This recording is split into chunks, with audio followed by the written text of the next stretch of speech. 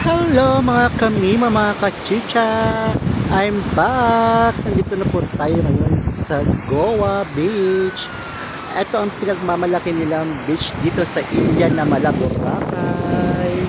Mga ka-travel, mga kamima, mga kachicha. Pak!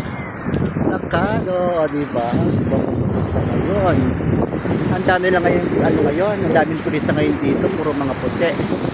Puro mga apam ang kanilang mga bisita ngayon, mga ka-chicha, mga ka-travel.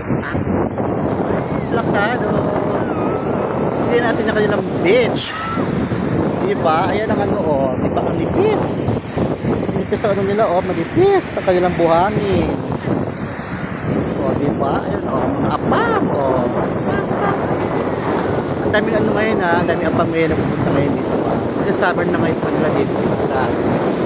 Lakas ang alon. Lakas ang alon dito.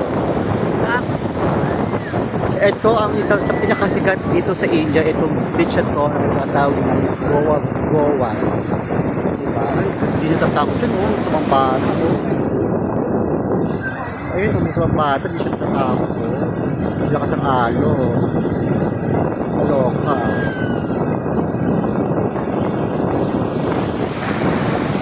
O, diba mga kamarites? Tayo mga puti ngayon dito, ha? Doon maraming tao doon sa kabila. Doon, maraming tao. Mas maraming tao. Pak, lakado! Ang dami mga ano ngayon, no? Ang dami ng turista, ha? In fairness, pasabog ang turista kasi sobrang init ngayon dito sa India. Actually ngayon, may ibang part dito sa India na may malamig pa hanggang ngayon. Like sa Delhi, Chandigarh, Jaipur, yung mga medyo malalamig pa ngayon na city kasi malapit sila sa Himalayan. Kaya ganun. Pero dito naman pala dito ko sa may mga south like ng Goa. Ito na yung mga may init na lugar na malapit dito sa Goa, sa Kerala. Ayan na. Talaga majijinit na talaga mga ka-travel. O, diba? O, para mga ka-travel, ayan, nakatin nyo na kanilang dagat na napakalakas ang alon. Diba ang alon, diba? O, nakatin nyo yung magjowa, o, paak! Diba? Muni-muni. O, date sila kasi magpa-valentine na. Kaya, date sila magjowa. Diba?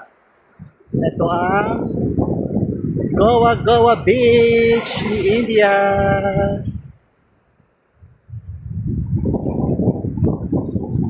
Oh, paano? Sa susunod ulit, mga kamarites, mga ka-travel. Bibigyan ko kayo ng bagong update sa aking bagong YouTube channel. Please subscribe, mga kamarites, mga ka-travel. Pak Lakado.